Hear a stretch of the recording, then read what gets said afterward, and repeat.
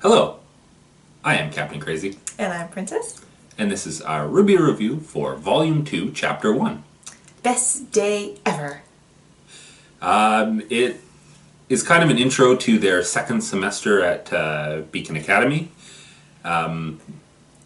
It's a very light episode in some ways and very dark in others. So we get introduced into a couple of new villains, and we also see that RWBY and the gang and all of those at Beacon really like to have fun. Well, not all of them, but two teams in particular like to have fun and joke around and cause complete and utter destruction. Yeah. And they take things to the extreme. Yeah. So this episode starts off, though, with the introduction of two new characters, Emerald and Mercury. They meet the shop owner from the original Dust shop. Who appears in all the later volumes as well. And he is just about to reopen his shop after the robbery at the beginning of the very first episode. And so they ask for directions, and she just happens to pick his pocket at the same time and steal all his money. After she steals his wallet, they then move on to the address that they had asked the shop owner about, and it's a bookstore. So they go in kind of nonchalant and start asking for a bunch of different books and whether or not they have them, because the slogan is they have Every book under the sun. So they decide to put that to the test. Yeah. And then they ask for a very specific book. And Third Crusade? Yes, the Third Crusade, in which the shop owner kind of raises his eyebrows and says, no, we don't have that one. And then after a little bit of exposition and banter between them, it's revealed that the White Fang doesn't like the fact that this guy is going to be leaving Vale and moving, and they are essentially sent there to deal with the problem. And Mercury turns down the lights, and it is implied that they've killed him, or at least roughed him up pretty good. Well, it's just interesting that with the White Fang, how some of the members are not happy with what's going on and the progression of where that organization is going, because there are people that are trying to escape now in different means. They can't just walk out and quit. They have to actually leave the continent now to try and escape from it. And then we get to the epicness! So in the next scene, we actually get to Beacon Hall, and they're in the cafeteria, and RWBY comes up with a giant, we're gonna do this whole friggin' binder full of crap. I came up with this plan 7 minutes ago. Whoosh! Yeah. That was quite the 7 minutes, and very productive to be able to get a binder that's that thick, you know. It's got little tabby notes in it, and oh yeah. And so she comes up with this giant plan as to what to do for the last day before having classes start up again. To which Weiss's response is that my binder? I'm not a crook. She didn't say it quite like that, but she said I'm not a crook. But she had the fingers. She had the fingers. And it's just better to say, I'm not a crook. I can't do it, but it's pretty awesome. Anyways, so the whole while RWBY's talking and trying to explain that they're going to do this epicness, and Weiss says we should do something as a team. Well, Nora is kind of flinging food across into Yang's mouth. Who's catching it very well. Yeah, and catching it very well. Until we start getting bigger things like tomatoes and... She threw a tomato, though, because of the crappy joke. That was a crappy joke? Yes. She likes to start the year off with a Yang. Oh, I completely missed And then she got a tomato thrown at her. I completely missed that. How do I miss these things? You were there watching with me. So anyways, after the whole tomato incident, and they're continuing on, well, Nora decides to throw something a little larger. And Yang decides to throw back. But originally it was... Oh, yes. Nora threw the pie and hit Weiss straight in the face. And then Yang threw something back. And then it was food fight in all its epicness. So much so the most epic food fight I have seen, yep. that, yeah. The rest of the school just evacuates from the hallway. Young's team, Ruby's team, and everybody else runs for the exit immediately.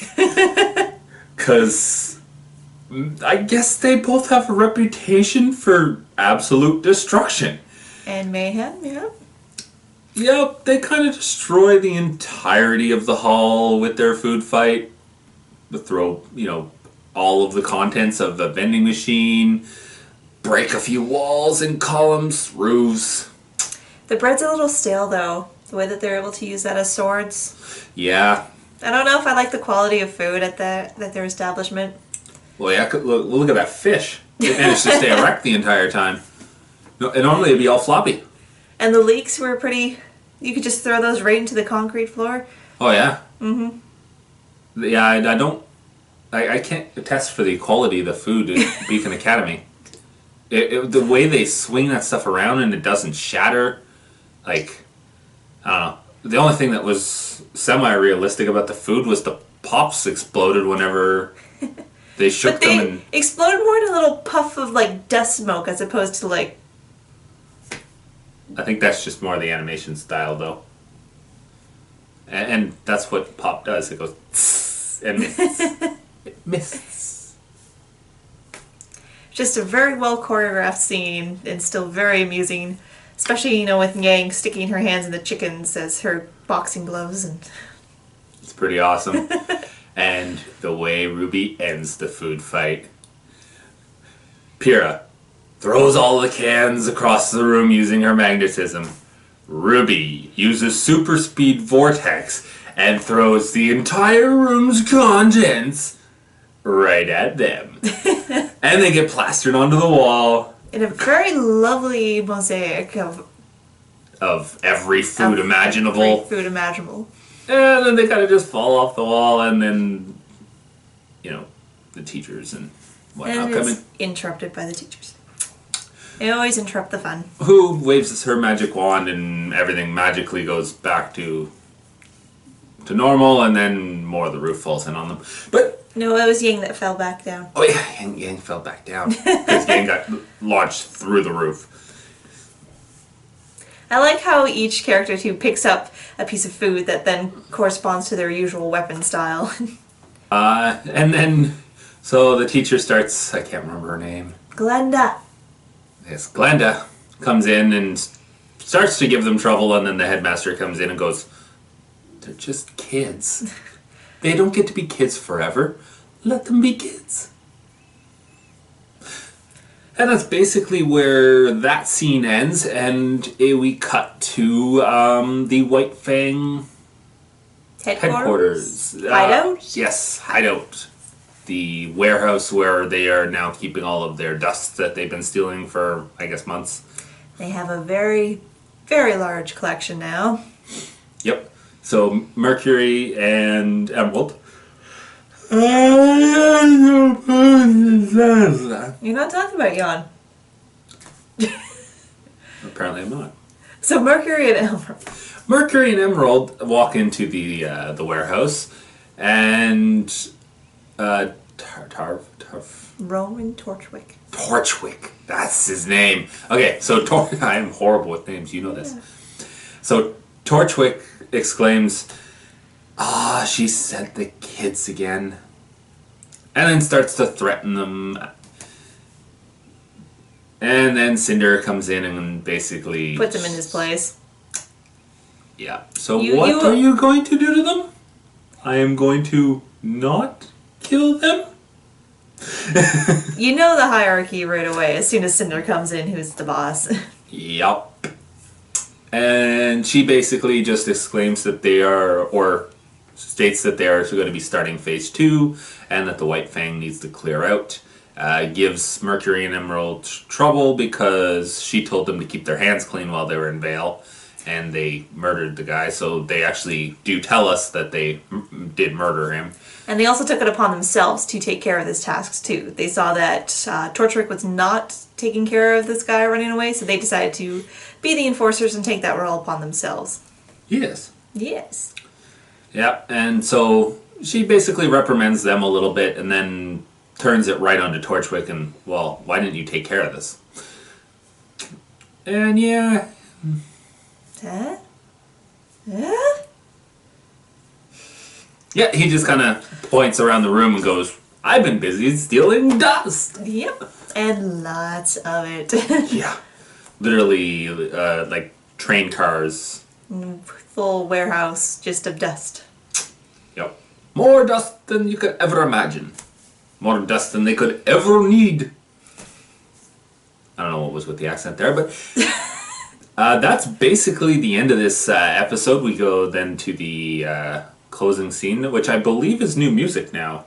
Yes, honey. And it is very awesome music. Very awesome music. It goes from that harder metally type from the first volume to a more poppy but catchy, but it still has that harder feel to it music. That doesn't explain it at all, so you need to listen to it. We're not music people, so we don't know the terms. Sorry. We just know we like it. Yeah. So overall feel for the beginning of this this volume is it's already got a little bit of a darker tone to it, or darker tones, but it still has that lividity from anytime RWBY is involved, essentially, or anytime Team RWBY is involved. Mm-hmm. Not just RWBY, but Team RWBY. That always gets confusing. The fact that the name of the team and the name of the leader of the team and the main character is the same, but not because it's spelled differently. It's not that difficult. It really is. No, it's not. Okay, so yes, so darker tones, but it still has a lot of lividity, and as with the very first episode of Volume 1, a big action scene to kick us off. And then some story-driven points to help the story kick off as well.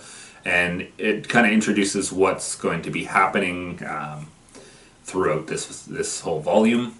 And yeah. And the animation style has increased as well. You no longer have like the black silhouette characters. Just great choreography with the food fight. Just lots of fun with that scene.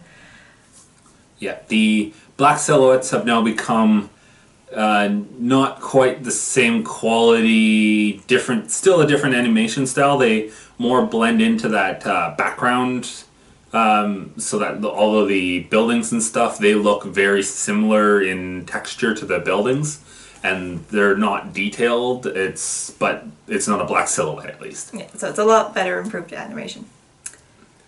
And we forgot to talk about Sun and Neptune. Oh, yes, we forgot about Sun and Neptune. Yes. So, in between robbery and murder and beginning of food fight, you have Sun... who is the monkey? Who's the monkey. Yes, I know, not a cat, it's a monkey. Silly me. So, Sun and his teammate, or teammate... Both. Yeah. Neptune. And he wants to introduce them to the people that he's met, and that they're awesome people. In particular, Blake. Yes. Who he tells Neptune is a faunus, but that's a big secret, so don't tell anybody. And he means nobody. So they get in just as the food fight is roaring and people are flying out, and Neptune gets splattered in the face and all over during this food fight. Sun is... amazingly untouched at all by any of the food. So I don't know if it was his monkey reflexes or he just got lucky. It's because the other guy made the cool comment before. It's like, dude, I'm cool. Don't worry. Yeah, and he got splattered right in the face. Yeah. So they don't actually get introduced at this point in time to Team RWBY yet, but that will happen later on. So that's the end of this chapter's review for Volume 1, Chapter 2. I am Captain Crazy. I'm Princess. And we'll see you next time. You will watch this video. You will tell others. Why am I doing Jedi jokes? Ciao!